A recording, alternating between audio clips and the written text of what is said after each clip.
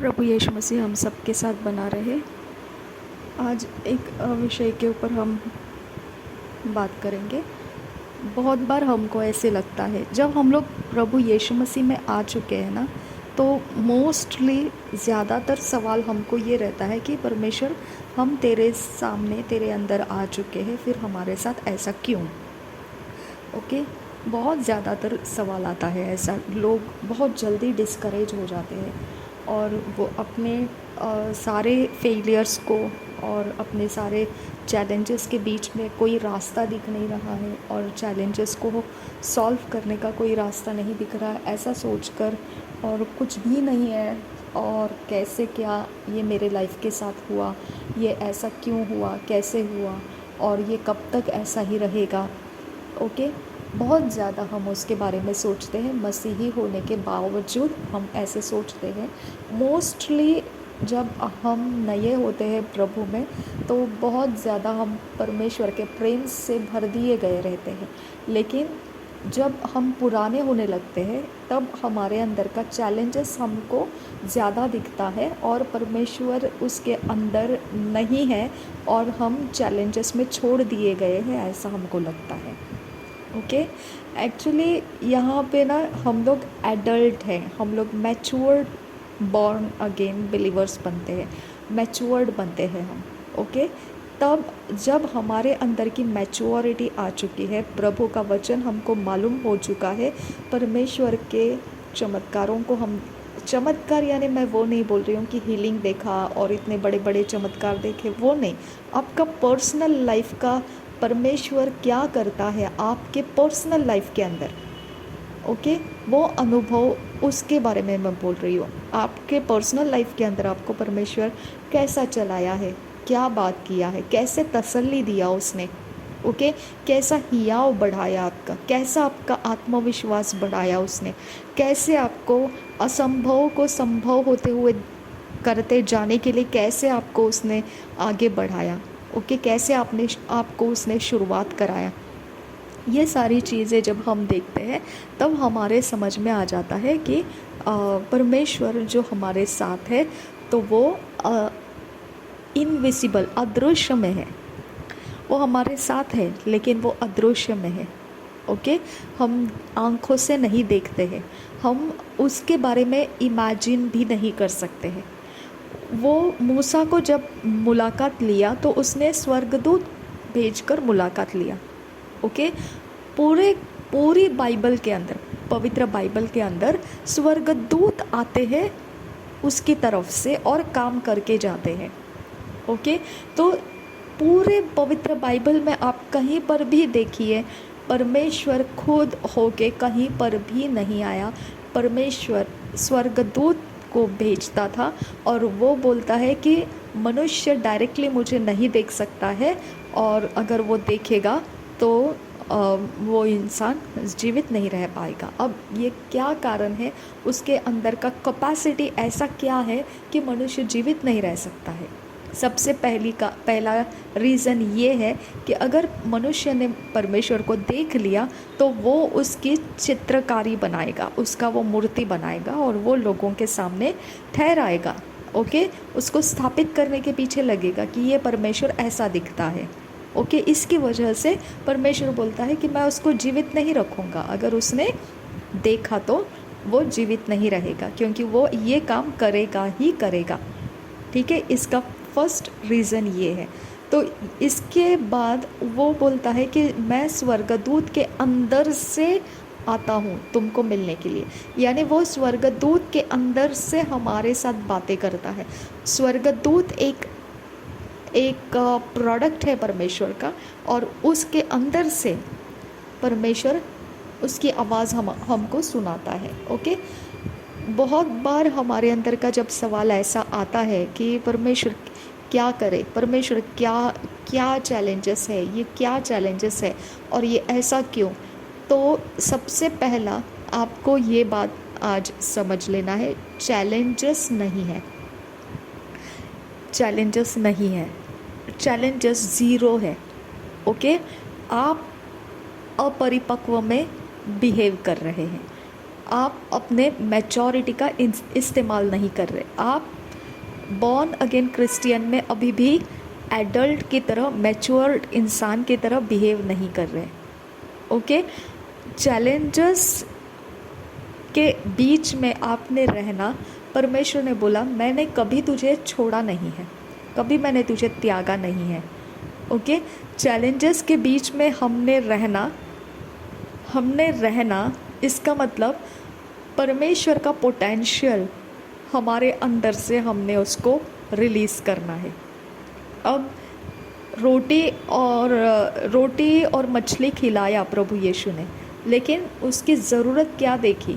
उसकी ज़रूरत ये देखी कि इतनी सारी भीड़ है, तो प्रभु यीशु दया से भर गया कि ये भीड़ अगर रिटर्न जाएंगे तो जाते जाते थक जाएंगे और मूर्छित हो जाएंगे। अब इनके कमज़ोर अवस्था में इनको नहीं जाने देना है, इनको खिला पिला के थोड़ा ताकत रहेगा तो वो चलने की बात हो सकती है उनसे। ओके, अब यीशु मसीह के अंदर क्या प्लान था? चैलेंज तो था सामने, भीड़ बड़ी थी, लेकिन चैलेंज का आंसर यीशु मसीह के अंदर कहाँ था? उसको टैक्स भरना पड़ा।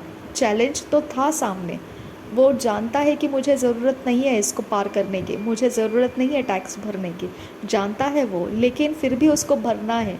चैलेंज है उसके सामने, उसका आंसर भी उसके पास है। ओके, अब जब चैलेंजेस उसके सामने है तो आंसर भी उसी के पास है, अंदर ही उसी के अंदर आंसर्स है, और परमेश्वर का आत्मा उसके ऊपर आकर ठहरा था।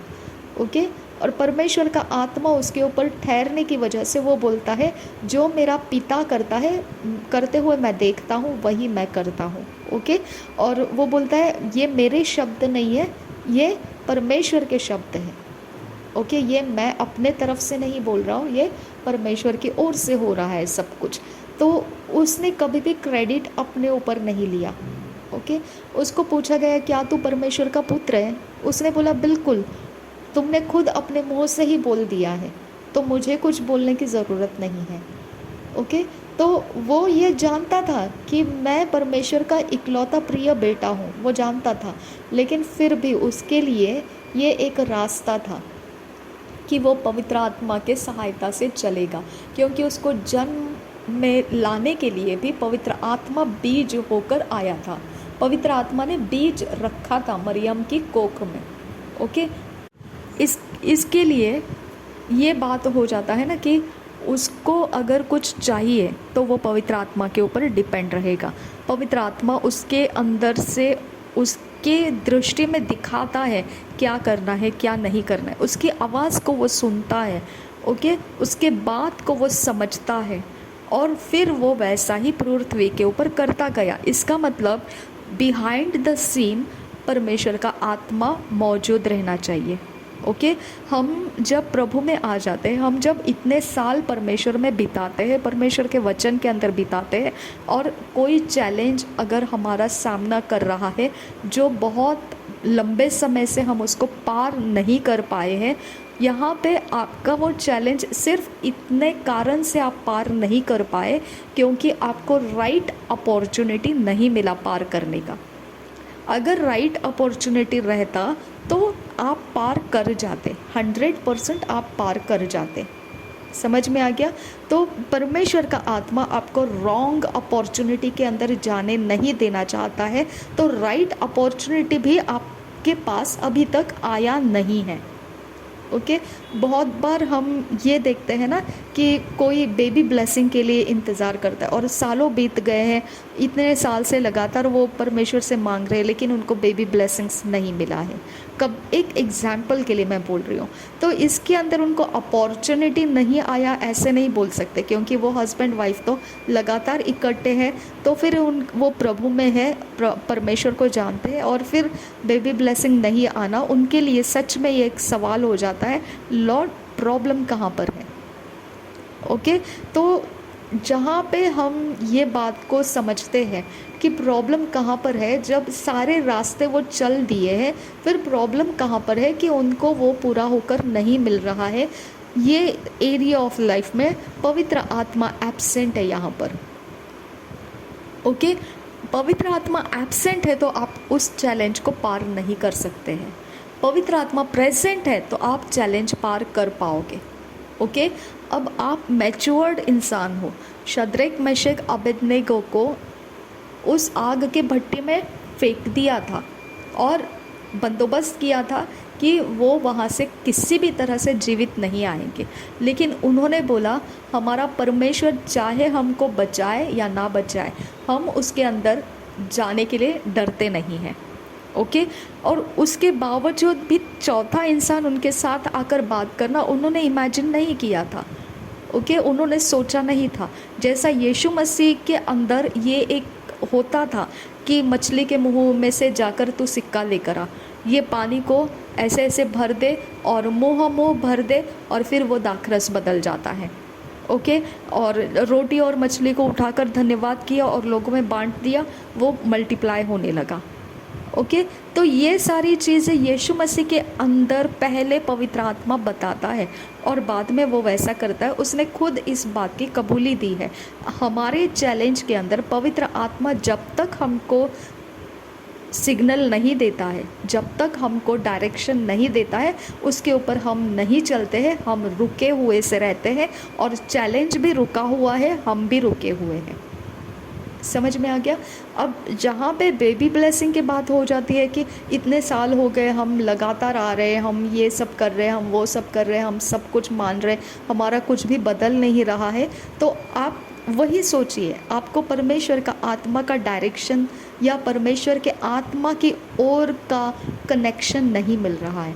अगर पवित्र आत्मा की ओर से वो रास्ता खोल दिया जाता है, हमको वो प्राप्त हो जाता है। परमेश्वर का वचन कहता है जब तक स्वर्ग में से उसे खोला नहीं जाता है, पृथ्वी के ऊपर उसे प्राप्त किया नहीं जा सकता है। ओके। दनियल के प्रार्थना का जवाब को देखेंगे तो दनियल का प्रार्थना भी वैसा ही हुआ। उसको पहले दिन ही जवाब परमेश्वर ने भेज दिया था, लेकिन परमेश्वर का जवाब लेकर आने वाले स्वर्गदूत को आसमान के अंदर जो अंधकार के प्रधानताएं थे, उन्होंने उस स्वर्गदूत को पकड़ के रखा था। ओके। तो वहाँ पे उनका अटक गया आंसर दनियल का। फिर वहाँ से छुड़ाने के लिए, छुटकर आने के लिए मिखाएल स्वर्गदूत को जाना पड़ा। अब मिखाएल स्वर्गदूत वहाँ जाना और ये पहले वाला स्वर्गदूत वहाँ पे फंसा रहना और फिर बाद में दनियल तक उसका आना, ये सारी चीज़ें दनियल नहीं जानता था।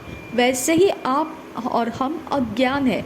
चैलेंज के अंदर हमारे स्वर्गदूत के साथ क्या हो रहा है हम नहीं जानते हैं, लेकिन आप देखो दनियल ने क्या किया, रास्ता नहीं छोड़ा।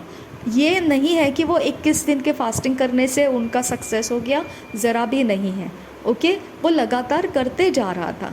वो उसका दिन आ गया कि वो काउंटिंग करेंगे तो 21 डेज़ आ गया, वो 21st डे था।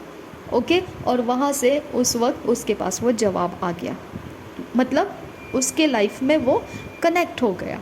तो हम इस बात को समझना है, एक मैच्योर्ड बिलीवर की तरह बॉर्न अगेन क्रिश्चियन जब एडल्ट इंसान बनता है, मैच्योर्ड बनता है पवित्र वचन के अंदर, तब इस बात को हमने समझना है, इस बात को हमने कंप्लीटली कॉन्फिडेंस में लेना है कि जब मैंने प्रार्थना किया है और मैंने परमेश्वर से मांगा है तो वो येस एंड आमेन हो चुका बात है। अब आप रास्ता नहीं छोड़ना है, उसको ये बोलकर पलट नहीं जाना है कि अब तो हो नहीं रहा है। किसने बोला, कहाँ पे बोला, कब बोला, कब बोला कि आपने प्रार्थना किया और परमेश्वर ने बोला नहीं नहीं ये नहीं होने वाला है? कब बोला, कब सुना आपने ऐसा, कहाँ सुना, कैसे, कौन से तरीके से आपने इसे सुना कि नहीं ये होने वाला नहीं है? ऐसा कब सुना आपने? नहीं सुना। इसका मतलब क्या है, आपको कंटिन्यू रहना है। परमेश्वर के आत्मा का आवाज़ जब तक आपके साथ कनेक्ट नहीं होता है, जब तक पवित्र आत्मा आपके साथ कनेक्टेड नहीं होगा, आपका प्रॉब्लम सॉल्व नहीं होगा, आपके चैलेंजेस जाएंगे नहीं। ओके। आप रास्ता छोड़कर चले जाना चाहते हो, वो आपकी मर्ज़ी है। ओके। आपका अविश्वास है और आप जा सकते हैं, आप उसके बारे में कुछ भी बोल सकते हैं, नेगेटिव बोल सकते हैं, पॉजिटिव बोल सकते हैं, आपकी मर्ज़ी है वो, लेकिन सच्चाई में आप खुद अपने पैरों के ऊपर पत्थर डाल रहे, और फिर लोगों को गवाही क्या देंगे आप कि मैंने प्रार्थना किया लेकिन हुआ नहीं कुछ। किसने बोला कुछ हुआ नहीं? हालेलुया। क्योंकि वहाँ जो फाइट हो रही है स्वर्गदूतों के साथ, आपको क्या मालूम कि वो स्वर्गदूत फंसा हुआ है और उसको छुड़ाने के लिए कोई आने की ज़रूरत है। आप कंटिन्यू नहीं रखेंगे प्रार्थना तो वो कैसे छूटेगा? आपकी गवाहियाँ कैसे बनेगी? हालेलुया। आप एडल्ट क्रिश्चियन बनिए, मैच्योर्ड क्रिश्चियन बनिए। आप सवाल जवाब में नहीं फंसना है। आपने प्रार्थना किया है और करते रहना है। आपका सक्सेस आपके हाथ लगने तक आपको कंटिन्यू रहना है, परमेश्वर के संगति में विश्वास योग्यता के साथ रहना है और पूरे आनंद के साथ रहना है, क्योंकि वो विश्वास योग्य परमेश्वर है। ओके, वो हमको उसके घर के लोग कहता है। ओके, वो कहता है तुम मेरे घर के अंदर के हो तो मैं तुम्हारी कितनी ज़्यादा चिंता करूँगा, बाहर वालों से ज़्यादा मैं तुम्हारी चिंता करूँगा। उसने कहा कोई भली वस्तु तुझसे मैं दूर नहीं रखूँगा। उसने हर प्रॉमिस में हमको आशा दिया है कि तुम कंटिन्यू रहो। ओके, कंटिन्यू रहो, और मैं तुम्हारे लिए जो काम कर रहा हूँ उसके बीच में जहाँ जो भी दिक्कतें हैं उसका सामना हो रहा है, तुम कंटिन्यू रहो। परमेश्वर तुम्हारी आशा को कभी भी बुझने नहीं देगा, वो पूरा करके ही रहेगा, लेकिन हमने उसके अंदर कंटिन्यू रहना है।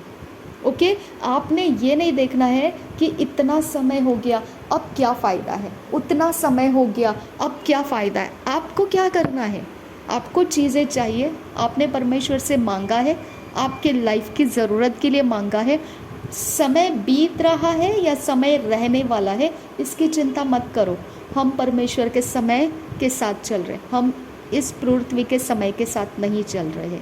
ओके, परमेश्वर का जो समय है, जो तरीका है देने का, जो तरीके से वो हमारे हमारे हमारे लाइफ में वो मैनिफेस्ट करेगा, उसका जो भी तरीका है करने दीजिए उसको। लेकिन हमने अपने मुंह से उसको कभी भी नेगेटिव में नहीं बदल देना है, कभी उसके बारे में चर्चा नहीं करना है, कभी भी डाउट नहीं करना है। मैंने इतना किया लेकिन मेरा कोई फ़ायदा नहीं हुआ, मैंने इतना बोया लेकिन मुझे तो कुछ रिटर्न नहीं आया, मैंने इतना ऐसा किया वैसा किया, ये किया वो किया, ऐसा दिया वैसा दिया और ऐसा हो गया वैसा हो गया। नहीं, स्टोरीज मत बनाओ, क्योंकि ये स्टोरीज़ आपका शरीर बनाता है, परमेश्वर का आत्मा स्टोरीज़ नहीं बनाता है। परमेश्वर का आत्मा नेक्स्ट स्टेप के लिए तैयार करता है। ओके, नेक्स्ट स्टेप में आने के लिए वो एनकरेज करता है। ओके, पवित्र आत्मा चुप है, आंसर नहीं दे रहा है, इसका मतलब हमको नेक्स्ट स्टेप की तैयारी में रहना है। यीशु मसीह ने क्या कहा? जब मैं आगमन करूँगा तब मुझे क्या मिलना चाहिए? तुम लोग मेरे ऊपर विश्वास करते हुए मिलना चाहिए। देखिए, अब आगमन कर रहा है और आपने अगर कोई आशा रखी है परमेश्वर के पास कि मुझे ये मिलना चाहिए, ये मिलना चाहिए, आशा रखिए, और आप लगातार प्रेयर किए जा रहे हैं, लगातार परमेश्वर के सामने गिड़गिड़ाते जा रहे हैं, तो आपका विश्वास दिखता है। और यीशु मसीह तो आगमन कर लिया, आपको उठा लिया, पकड़ लिया परमेश्वर ने, तो ख़त्म हो गया। आपकी आशा को क्या काम करना है अभी? उसके बाद आपको इसके बाद क्या काम करना है? कुछ भी नहीं। हालेलुया। तो हम समय को काउंट नहीं करना है, हमको समय काउंट करने के लिए नहीं बोला है। हमको परमेश्वर ने विश्वास के द्वारा परमेश्वर को प्रसन्न किया जाता है, ये बोला गया है। हम उसके रास्ते से चलना है, हमने अपने मर्ज़ी के द्वारा शरीर के रास्ते नहीं पकड़ना है।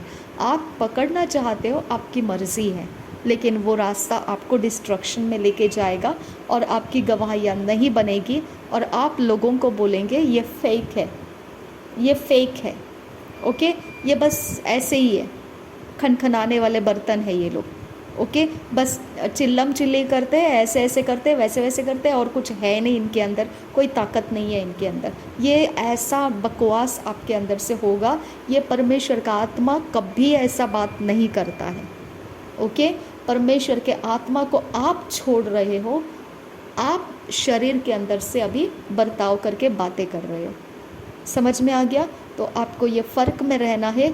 आप मैच्योर्ड क्रिश्चियंस में बनो, एडल्ट क्रिश्चियंस में रहो और बुद्धिमानी के साथ परमेश्वर के पीछे चलते रहने में कभी थकना नहीं, अपने जिम्मेदारी के काम कंप्लीटली करते जाना है।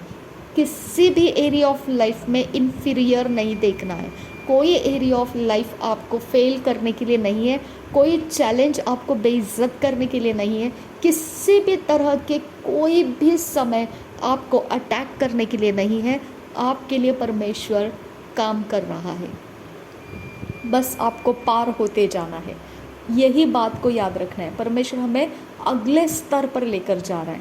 वो हमेशा याद रखो, एक बीज लगाया तो वो बीज का बीज नहीं रहता है, उसके निकलते ही है कुछ ना कुछ पत्ते निकलेंगे, स्टेम निकलेगा, रूट बनेगा, चेंजेस होता रहता है उसके अंदर।